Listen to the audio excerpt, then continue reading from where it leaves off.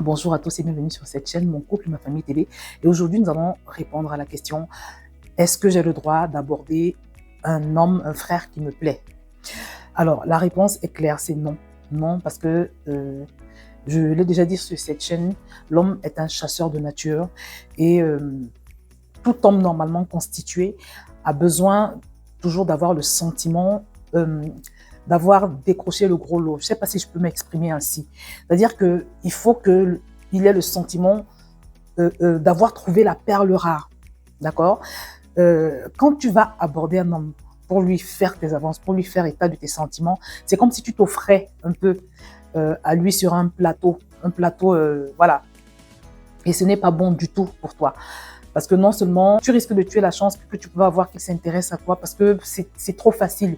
Une femme qui vient s'offrir à toi comme ça, et puis même c'est suspect. Tu vois, dans ce monde où nous vivons, un homme qui voit une jeune femme qui vient l'aborder pour commencer à lui faire des avances, il va se demander, mais est-ce qu'elle n'a pas un plan derrière la tête? Est-ce qu'elle n'a pas une idée derrière la tête? C'est pas rassurant. C'est pas, je veux dire, pour lui, par rapport à son ego naturel d'homme, c'est pas du tout ça. Donc, c'est complètement déconseillé. Il y a une jeune fille, il y a quelques années, qui a fait l'expérience voilà, des inconvénients de ce genre d'attitude. Elle s'est approchée d'un frère pour lui dire que voilà, tu me plais bien, ça fait des jours que je t'observe et je me rends compte que voilà, on peut se mettre ensemble. Elle lui a parlé et le frère l'a regardé comme ça là, d'après ce qu'elle me dit de haut en bas. Il lui a dit, ok, d'accord, je vois ce que tu veux dire, mais sache que ce n'est pas réciproque. Il lui a répondu carrément que ce n'était pas réciproque. Et elle s'est sentie tellement humiliée, elle s'est sentie rabaissée. Et je lui ai dit, mais ma chère, tu t'attendais à quoi? Tu t'attendais à quoi? Vous savez,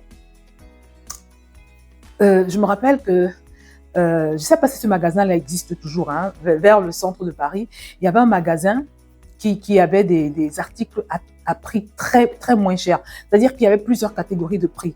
Mais à l'extérieur, ils avaient une sorte de grand panier où ils avaient des articles à 1 euro. Et c'était des articles soldés. Mais vraiment, quand je dis soldés, certains de ces articles pouvaient valoir initialement 20 euros, 25 euros. Mais ils étaient tous soldés à 1 euro. Et je t'assure que quand tu achètes un article à 1 euro, dans ta tête, il n'y a pas de valeur. Même si à la base, l'article avait de la valeur et qu'il a été soldé, tu vois. Parce qu'en marketing, il y a ce qu'on appelle la valeur perçue et la valeur réelle. Quand une chose est trop facile d'accès, d'instinct comme ça, la plupart des gens vont avoir le sentiment qu'elle n'a pas de la valeur. D'accord? Là, on parle de quelque chose qui est juste facile d'accès, pas gratuit, pas offert. Des articles qui sont vendus à 1 euro. Voilà, tu vois tout un panier là comme ça avec toutes sortes d'articles qui coûtent 1 euro, tu vois, alors qu'à la base, c'est pas leur prix. Les gens ont le sentiment que ces objets-là ne valent rien. C'est comme ça, c'est psychologique, tu vois. Donc, quand tu vas t'offrir à un homme, il n'a pas fait d'effort pour t'avoir, il n'a pas fait d'effort voilà, pour t'aborder. D'accord? Il ne s'est pas senti challengé à aucun moment. Mais tu viens t'offrir à lui comme ça. C'est trop facile. Et quelque part, ça va lui donner le sentiment que tu n'as pas vraiment de la valeur. Donc, ma sœur, si tu as un peu d'amour pour toi-même, si tu as un peu de respect pour toi, ma réponse est claire, c'est non, non, non.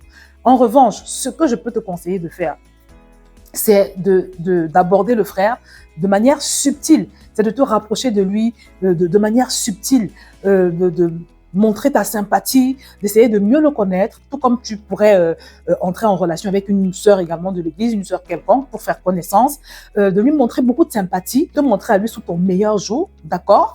Tu peux même essayer de voir, alors, si vous avez la grâce de travailler dans le même département, de servir Dieu dans le même département, c'est tant mieux. Mais si ce n'est pas le cas, il y a toujours des événements dans l'église qui réunissent les gens, qui réunissent les personnes. Voilà, approche-toi de lui, essaye de connaître quels sont ses besoins, propose-lui éventuellement ton aide. Voilà, essaye de rentrer en contact avec lui, mais sans le laisser soupçonner un seul instant que tu as des intentions. Tu vois, c'est ce que je peux te recommander de faire preuve de sagesse, de faire preuve de subtilité. Je le dis bien et j'insiste qu'à aucun moment, il ne doit se douter que tu as des intentions. Voilà, c'est ce que tu peux faire.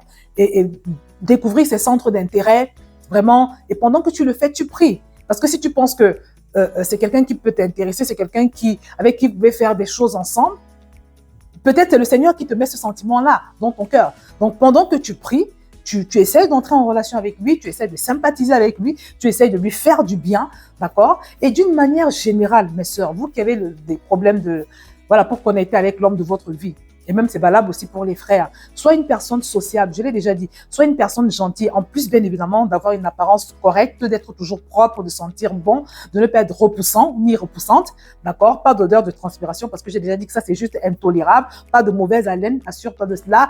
Toujours soigné, d'accord? Trouve-toi un très bon parfum. C'est-à-dire que quand tu te présentes, déjà physiquement, tu attires. On ne te connaît pas encore, mais physiquement, tu attires. Maintenant, en plus de cette attractivité physique-là, tu vois, il faut maintenant que tu puisses être attirante intérieurement, que tu donnes de l'amour aux gens, que tu sois une personne, quand tu passes, on sent l'odeur de ton parfum. C'est-à-dire, on voit une fille classe, on voit une fille bien habillée, on voit une fille stylée, soignée, d'accord, qui passe devant les gens. On doit également pouvoir voir une fille gentille, aimable, adorable, douce, quand bien même elle a des remarques à faire aux gens, c'est toujours avec beaucoup de politesse, toujours prête à rendre service, et fais-le comme ça avec tout le monde, sois comme ça, parce que de toute façon, c'est ce que Dieu nous demande. L'amour, c'est le plus grand commandement. Parce que pendant que tu le fais, je vous assure, mes sœurs, vous n'imaginez pas le nombre de personnes, de femmes qu'on a recommandées.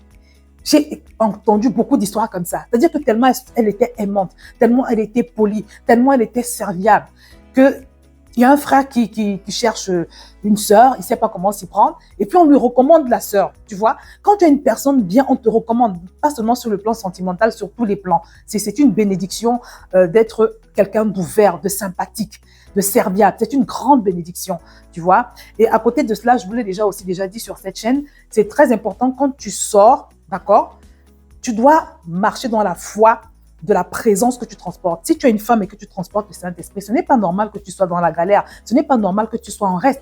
Moi, je l'ai partagé encore cette semaine sur ma chaîne Ma vie avec le Saint-Esprit. Moi, partout où je vais, que ce soit dans une administration, que ce soit dans un centre commercial, je fais toujours l'effort de marcher dans la conscience du Christ que je transporte. Et comme Dieu honore notre foi, notre Seigneur a tendance à honorer la foi dans laquelle nous marchons. Si tu marches dans la conscience du Christ que tu transportes, ça va se voir. C'est-à-dire quand les gens vont te voir, ils vont voir quelque chose de spécial, quelque chose de divin, quelque chose d'attirant. Ils ne vont pas pouvoir expliquer. Mais c'est comme ça, c'est ce que la foi dans la présence de Dieu que tu transportes fait. N'oublie jamais que tu es un Christ incarné. Et quand je partageais sur ma chaîne Ma vie avec le Saint-Esprit, en passant, si tu n'es pas encore abonné à cette chaîne, fais-le tout de suite. Quand je partageais, je leur ai dit comment je suis arrivée dans un parking et j'ai trouvé que le parking était bondé. Il y avait tellement de voitures. Partout, il n'y avait pas de place pour se garer. Quand j'arrive là-bas, je prends possession des lieux. Toujours prendre possession des lieux partout où tu arrives et tu déclares, s'il y a quelque chose pour moi ici, je le prends. Et ça va t'aider, que ce soit sur le plan sentimental, que ce soit sur le plan professionnel, si tu arrives dans un endroit où tu cherches du travail, que ce soit sur le plan administratif, peut-être que tu arrives dans une institution, tu as introduit un dossier. Il faut que tu marches dans la foi. Il y a une puissance dans ça. Je t'assure. Donc, je leur ai raconté comment j'ai dit, ici, là, je vais pas galérer. C'est vrai que ici, on dit qu'il n'y a pas de place pour se garer. Voilà, les voitures, je voyais les voitures qui tournaient en rond. Il y avait un gros bouchon dans le parking et c'était vraiment pas croyable. Donc, j'ai demandé, j'ai prié, j'ai dit, Seigneur. Alors, moi, je me suis dit, non, moi, j'incarne Christ, je transporte le Saint-Esprit. Je vais pas galérer avec cette histoire de parking-là. J'ai dit, Saint-Esprit, tu vas me montrer là où je dois me garer. À un moment donné, je sens comment le Saint-Esprit me dirige vers un secteur. Il me demande d'aller vers une allée. Et quand j'arrive dans l'allée, pile, je vous assure, je trouve 2 voitures qui sortent. Au moment, là où le Saint-Esprit m'a dit d'aller, parce qu'au moment où il me demande d'aller, au moment où il me demande de me diriger vers le secteur du parking, je me rends compte que toutes les places sont prises. Et je me dis, mais pourquoi il me demande d'aller à cet endroit? Mais j'obéis, j'y vais. Et quand j'arrive, à un moment donné, je vois 2 voitures qui sortent. Elles étaient côte à côte. Quand j'arrive, elles sortent. Donc, c'est comme ça que j'ai eu ma place en l'espace de même pas 1 minute, aussitôt que je suis arrivée dans le parking. Et pendant ce temps, il y avait des gens qui tournaient. Ça doit être ton expérience. Si tu transportes le Saint-Esprit, tu ne peux pas passer inaperçu. Si tu marches dans la conscience de Christ que tu transportes. Parce que quand tu marches dans la conscience de Christ, il honore ta foi. Et du coup, tu vas voir une gloire qui va se manifester. Tu vas voir que partout tu vas passer, tu vas voir la faveur, tu vas voir des portes qui vont s'ouvrir, tu vas voir les gens qui vont s'intéresser à toi, sans même comprendre pourquoi, sans même qu'ils puissent comprendre pourquoi. C'est pareil quand tu cherches du travail, il y a plusieurs candidats dans une entreprise dont tu fais partie, tu dois pouvoir être privilégié. Si le Seigneur a un poste pour toi à cet endroit, la faveur divine doit pouvoir parler pour toi si tu marches dans l'assurance du Saint-Esprit que tu transportes, tu vois. Donc, je vous ai déjà aussi recommandé de beaucoup marcher dans cette foi-là. Parce que je suis convaincue que quand tu marches dans la foi de Christ que tu incarnes, il y a un reflet sur ton visage. Donc, tu joins on a dit, tu t'arranges à être soigné, extérieurement, tu soignes aussi ton cœur, ton caractère, être poli et tout ça. Et en plus de ça, et même, je crois que c'est la chose la plus importante, tu marches dans la foi de qui Dieu dit que tu es. Voilà. Et je vous ai recommandé également de ne pas hésiter, hein, si vous pensez que c'est spirituel, hein, de ne pas hésiter à mettre l'huile sainte dans votre lait de corps. Voilà, c'est des petites astuces que je donne comme ça. J'ai déjà fait une vidéo où j'aborde ce sujet. Je vais vous la remettre là pour ceux qui n'ont pas regardé. Mais en tout cas, c'est ce que tu peux faire.